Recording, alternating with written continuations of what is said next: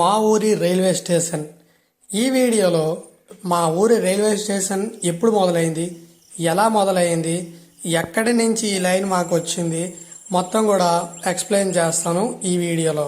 అది 1900 సంవత్సరాలు ఏప్రిల్ 1లో నౌపడ నుంచి పర్లాకిముడికి ఒక లైన్ వేయడం జరిగింది. అదే నేరో గేజ్ లైన్.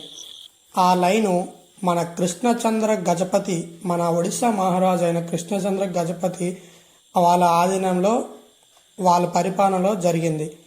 అలాగే అక్కడ నుంచి మా ఊరు దాదాపు 50 కిలోమీటర్లు ఉంటుంది. మా ఊరు దాటి ఇంకో 15 కిలోమీటర్ల గునుపూర్ అనే ఒక విలేజ్ ఉంటుంది. 1929 నుంచి 1931కి మన గజపతి మహారాజు ఆదేశం ప్రకారం అక్కడి నుంచి అనేది గునుపూర్ వరకు మనకి లైన్ అనేది ఎక్స్టెన్షన్ చేయడం జరిగింది. అదే మా ఊరు పైనుంచి వెళ్తుందనమాట. సో మా ఊరికి ఒకప్పుడు రైల్వే స్టేషన్ ఉండేది కాదు. ఇప్పుడు రావడానికి కారణమైతే అది సెంట్రల్ గవర్నమెంట్, అలాగే మన గజపతి మహారాజు. అండ్ ఇప్పుడు ఈ రైల్వే ట్రాక్ ఏదైతుందో 2011లో హెవీ ట్రైన్స్ అనేవి రావడం జరిగింది. అంటే అప్పటి నుంచి బ్రోడ్ లైన్ గేజ్ అనేది వేసారనమాట. దానికి ముందంతా కూడా నేరో లైన్ గేజ్ అనేది ఉండేది. అలాగే ఈ నేరో గేజ్ లైన్ అంటే ఏంటి, బ్రోడ్ గేజ్ లైన్ అంటే ఏంటంటే, నేరో గేజ్ అంటే తక్కువ, అంటే రెండు పట్టాలకి మధ్య దూరం తక్కువ ఉండడం, అలాగే తక్కువ వెయిట్ ట్రైన్లు వెళ్ళడం అనమాట. వెయిట్ ఎక్కువ ఉండేది, హెవీగా ఉండేది వెళ్ళలేవు.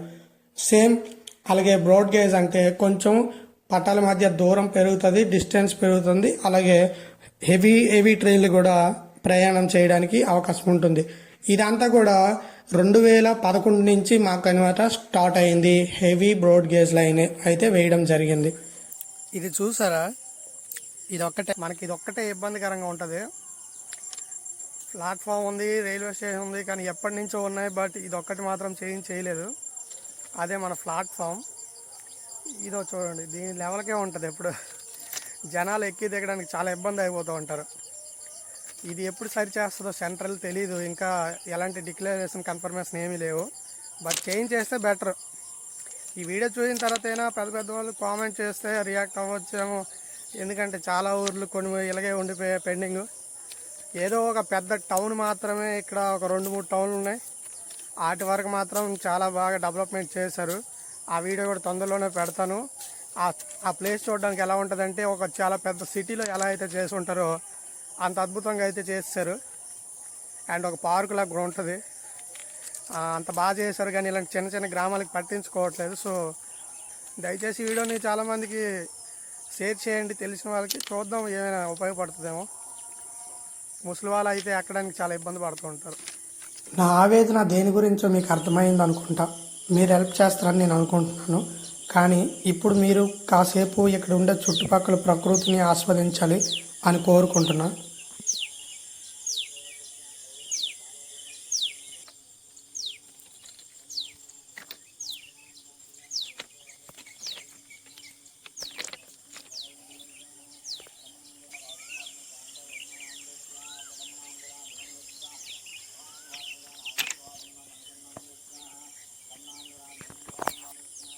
హాయ్, అందరికీ నమస్తే. వెల్కమ్ టు ఒడిశా కుర్రాడు యూట్యూబ్ ఛానల్. డార్లింగ్స్, అందరికీ గుడ్ మార్నింగ్. నేను ఇప్పుడే అలా లేచి పొద్దున్నే ఇలా అయితే మేము బయటకైతే వస్తాం వాకింగ్కి. చాలా ప్రశాంతంగా ఉంటుంది. మీరే వినండి. ఇప్పుడే ట్రైన్ అయితే వెళ్ళిపోయింది. ఇక్కడ ఎంతో నిశ్శబ్దంగా ఉంటుంది. చాలా అంటే చాలా పీస్ఫుల్గా ఆ నేచర్ను చప్పుడు చేయకుండా తను కూడా ఎంతో సైలెన్స్గా మనకి మనసారా వెల్కమ్ చెప్తూ ఉంటుంది.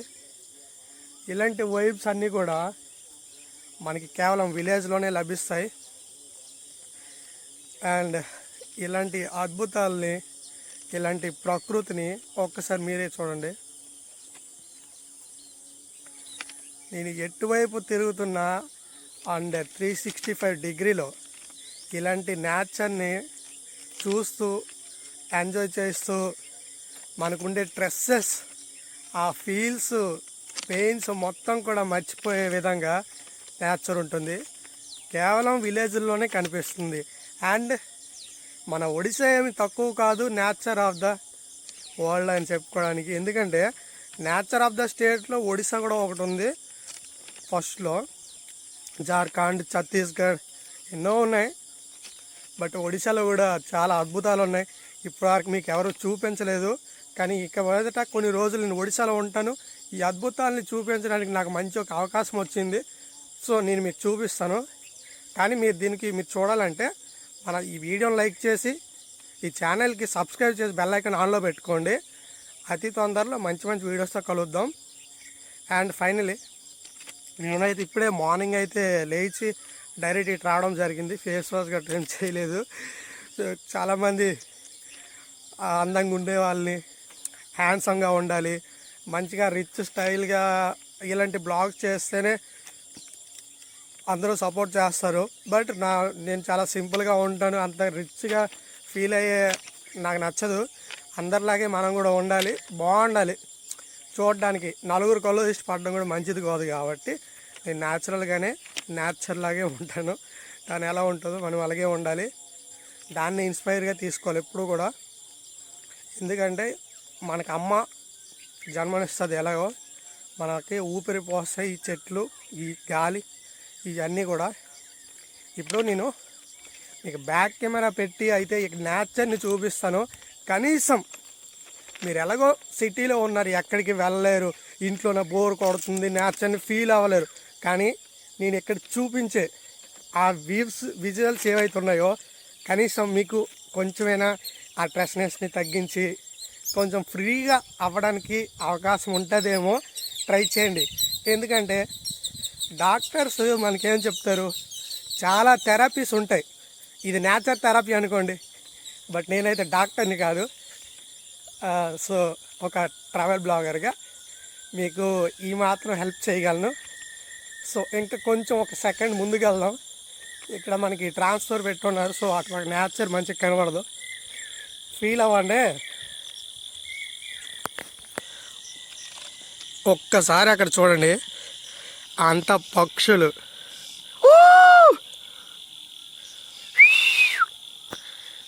భలే ఎగురుతున్నాయి కదా. ఆ వైపుని చూస్తుంటే ఎంత హ్యాపీగా అనిపిస్తుంది కదా. అటువైపు కొండలు, పచ్చని పొలాలు. బాయ్. మళ్ళీ నా వైపు వస్తున్నాయి, మళ్ళీ అటువైపు వెళ్తున్నాయి. ఎంతో పీస్ఫుల్గా ఉంటుంది ఇక్కడ. వేరే శబ్దాలు ఏవి రావు. బహుశా అవి కప్పలుగా అరుస్తున్నాయి. రైల్వే పట్టాలు. ఇటువైపు చూసుకోండి, వెనక ముందు ఎవ్వరు లేరు, ఒక్కడనే. ఈ వైపుని అంతా కూడా ఎంజాయ్ చేస్తున్నాను ఒక్కడనే. ఒకప్పుడు మా ఊరికి రైల్వే స్టేషన్ కాదు కదా, ఏమి ఉండేవి కాదు బిఫోర్ చెప్తున్నా. బట్ ఇప్పుడు ఒక రైల్వే స్టేషన్ అంటూ మా ఊరికి ప్రత్యేకంగా ఉంది. ఊర్లో ప్రతి ట్రైన్ కూడా ఆగుతాయి. సో వైజాగ్లో మాకు రెండు ట్రైన్లు ఉన్నాయి. మార్నింగ్ ఇప్పుడు ఒక ట్రైన్ వెళ్ళింది కదా, ఆ ట్రైన్ వచ్చేసి గుంటూరు నుంచి పూరి వెళ్తుంది. మళ్ళీ అదే ట్రైన్ నైట్కి మళ్ళీ గుంటూరు నుంచి మళ్ళీ పూరికి వెళ్తుంది. మధ్యాహ్నం ఒక ట్రైన్ ఉంటుంది, విశాఖపట్నం ట్రైన్. గుంటూరు నుంచి విశాఖపట్నం మన వైజాగ్ వెళ్తాయి అన్నమాట. మనకి అవకాశం ఉంది ఇటు అటు వెళ్ళడానికి. చాలా దూరభారం. ఈ ట్రైన్ లైన్ హైవే నుంచి చాలా ఉపయోగకరం పడింది. సో ఇంకా ఈ వైర్ లైన్స్ కూడా అన్ని స్టేషన్కి కూడా వేయడం జరిగింది. ఇంత చిన్న గ్రామంలో నివసిస్తూ మేము ఇవంతా అనుభవిస్తున్నాం. నాకు ఒడిశా రావడం అంటే చాలా ఇష్టం. మన పుట్టిన ప్రదేశానికి మనం వస్తే ఆ ఫీలే వేరు. ఎక్కడున్నా వేరే మ్యాటర్ అది. మనం ఎంత దూరం వెళ్ళినా కానీ మనం పుట్టే ప్రదేశానికి కానీ వచ్చామంటే ఆ ఫీలే వేరు. అవునా కాదా? కింద కామెంట్ చేయండి. మీరు ఎక్కడో దూరవారంలో ఉండి ఫీల్ అవుతున్నారు కదా, ఇవన్నీ కూడా మిస్ అవుతున్నందుకు. నేను కూడా కొన్ని రోజులు అలాగే అయ్యా. కానీ కొన్ని రోజులు ఇక్కడ ఉంటాను కాబట్టి ఒడిశాలోనే ఇక్కడ ప్రకృతికి అందాలన్నీ కూడా మీకు చూపించేస్తా. మీరు జస్ట్ ఒక లైక్ చేసుకోండి చాలు. వీడియో కింద ఒక కామెంట్ చేయండి మీ ఒపీనియన్ని, అంతే.